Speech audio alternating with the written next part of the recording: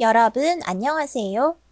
오늘은 생활 속의 건강한 선택 단원에서 올바른 약 사용하기를 주제로 학습하겠습니다. 우리는 일상생활 속에서 쉽게 약을 볼 수 있어요. 내 몸이 아플 때 가장 먼저 떠오르기도 해요. 약이 가진 두 얼굴을 알고 어떻게 하면 올바르게 사용할 수 있을지 배워볼 거예요. 새롭게 단원에 들어가면서 동화 한 편 볼게요.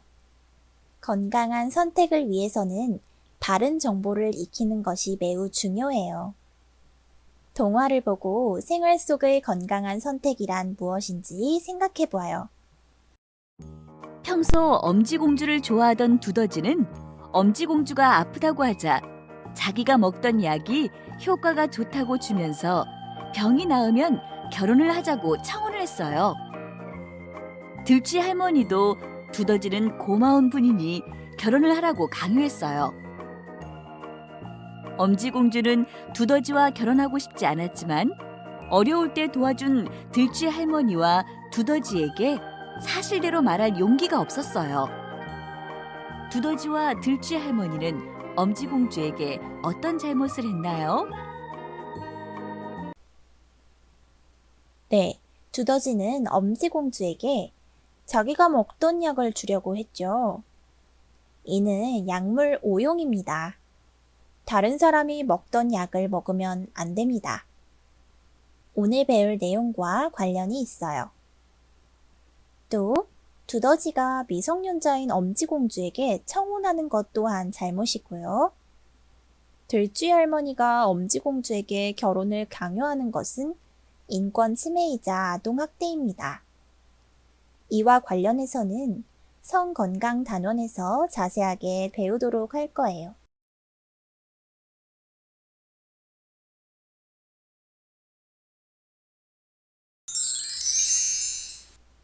오늘의 학습 목표입니다. 약이 효과를 나타내기까지의 과정을 설명할 수 있습니다. 올바르게 약을 사용할 수 있습니다. 든든이는 발을 삐끗할 때마다 파스를 붙이고 진통제를 먹습니다. 든든이의 행동에 어떤 문제가 있는지 이야기해 봅시다. 발을 삔 것 같아. 살짝 삔 것 같으니 파스를 붙이고 진통제를 먹으면 괜찮을 거야. 파스를 붙이고 진통제를 먹으니 괜찮아진 것 같아. 나가서 놀아야지. 든든아, 어제 안 아팠어? 너무 부었는데?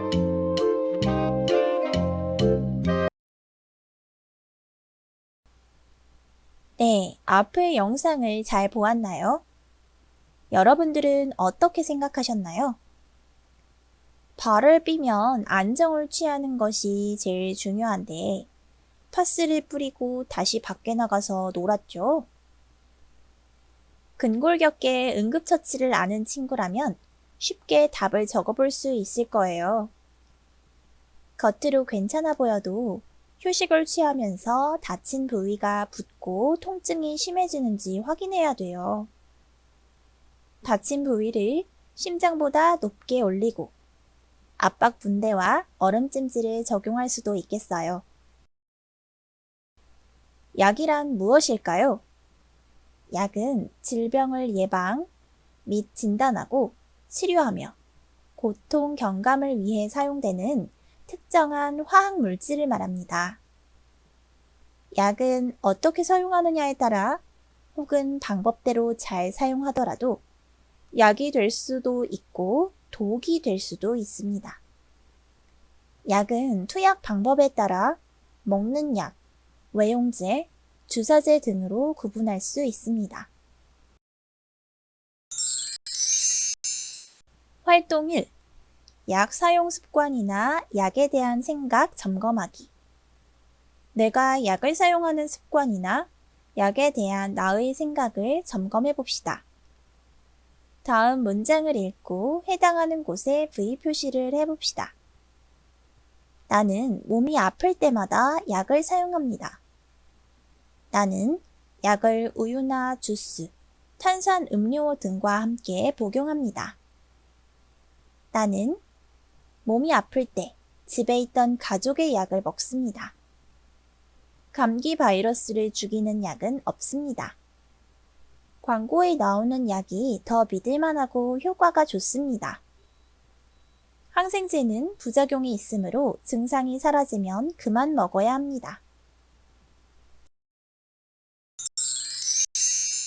자, 이제 점검해 볼까요?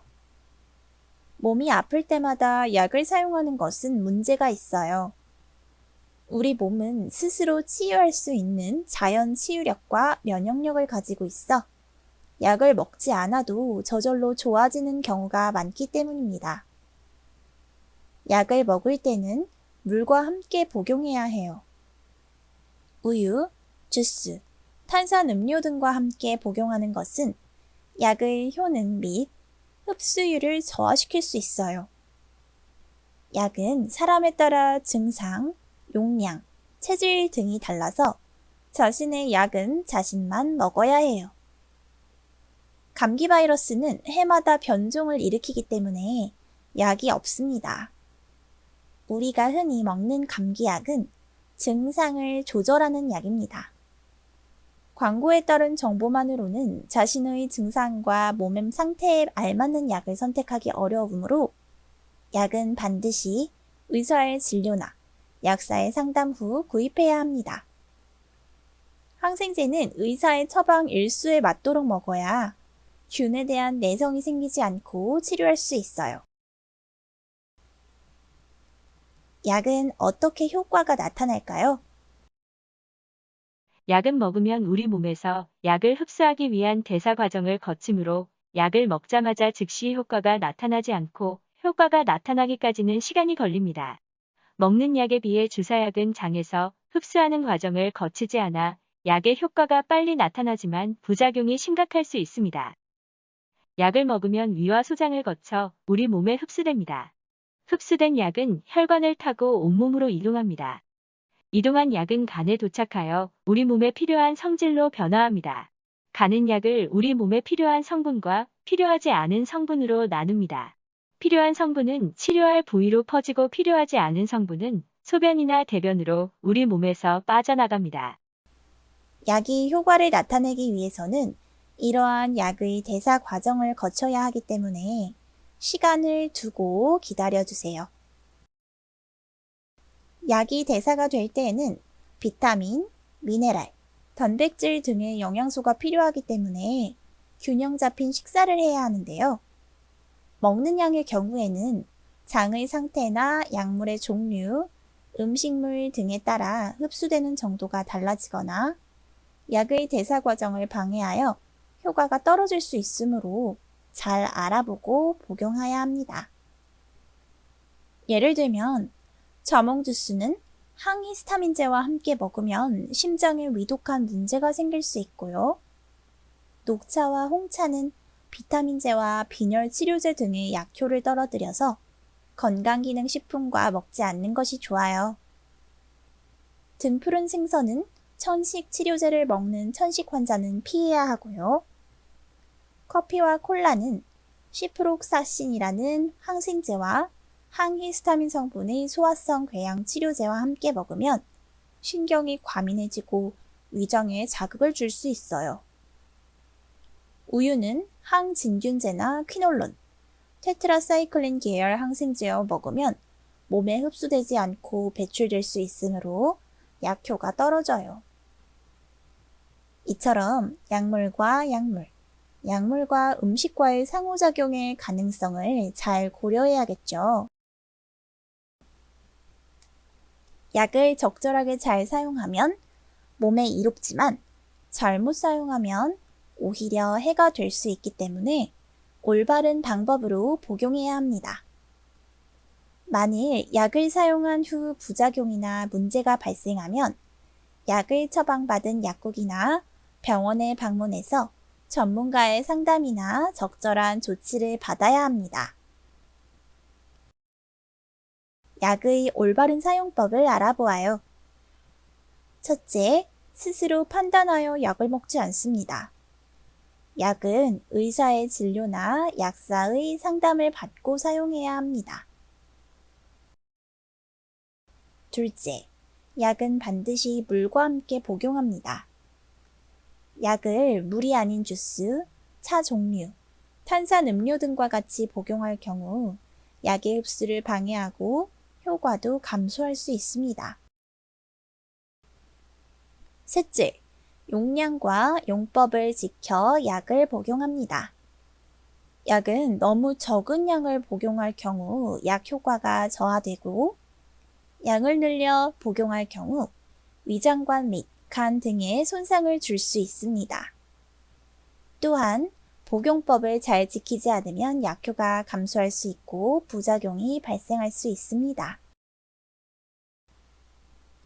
넷째, 자신에게 처방된 약만 먹습니다. 다른 사람의 약은 그 사람의 몸 상태, 증상, 체질 등에 따라 조제되었기 때문에 함부로 먹어서는 안 됩니다. 자신의 건강 상태, 몸에 맞게 조제된 약만 먹어야 합니다.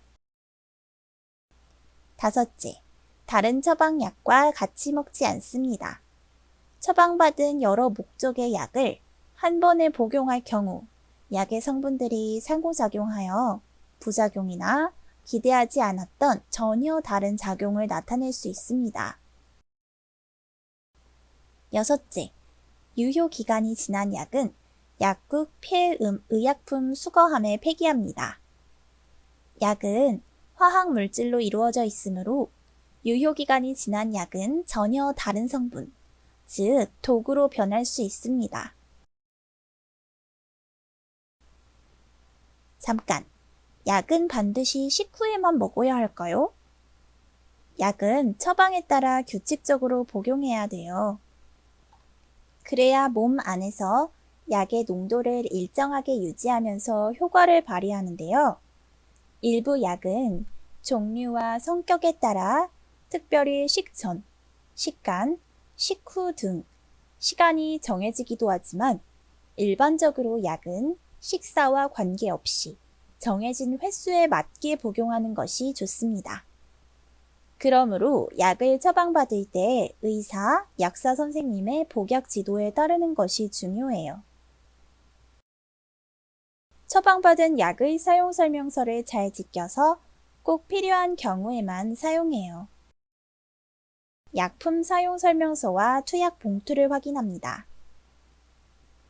약품 사용 설명서, 투약 봉투를 통해 약 이름, 용량과 용법, 효과, 상호작용, 보관, 부작용, 주의사항 등을 확인하는 습관이 중요해요.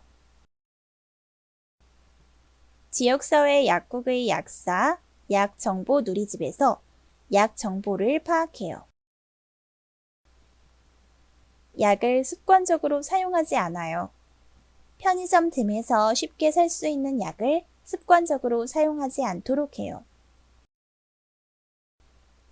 약 포장 용기에는 약에 대한 유효 기간, 부작용, 효능, 용법 등이 적혀 있으므로 포장 용기를 버리지 않고 약과 함께 보관해요.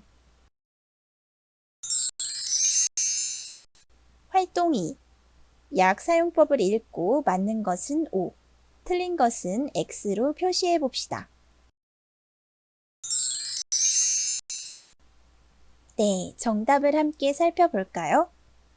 약을 먹었는데 증상이 좋아지지 않는다면 바로 하나를 더 먹어도 됩니다. X입니다.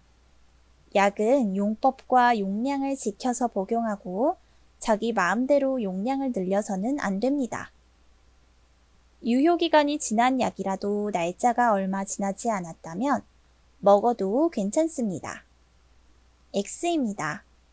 약은 화학 물질이므로 유효기간이 지난 약은 성분이 변할 수 있어요. 약에 대한 특이 체질의 경우 병원 진료 시 의사 선생님께 반드시 말씀드려야 합니다. O입니다. 동생이 처방받은 약이라도 증상이 같은 경우에는 먹어도 됩니다. X입니다.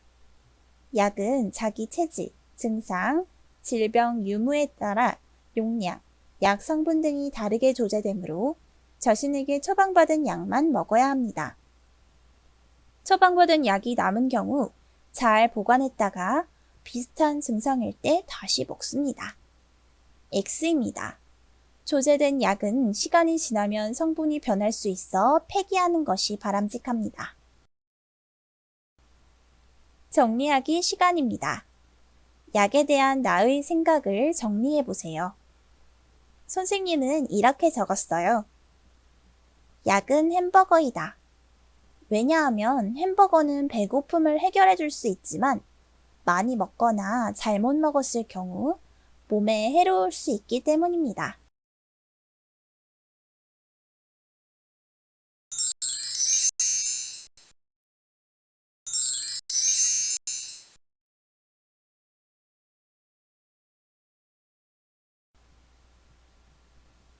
네, 이렇게 오늘 올바르게 약을 사용하는 방법에 대하여 배웠는데요. 내가 갖고 있던 약에 대한 오해를 모두 풀 수 있었나요? 약은 사용법과 용량을 잘 지켜서 사용하도록 하고 문제가 생기면 병원에 가거나 약국에 가서 조치를 받도록 합시다. 다음 시간에는 흡연 예방을 주제로 학습하겠습니다. 오늘도 고생 많으셨습니다. 감사합니다.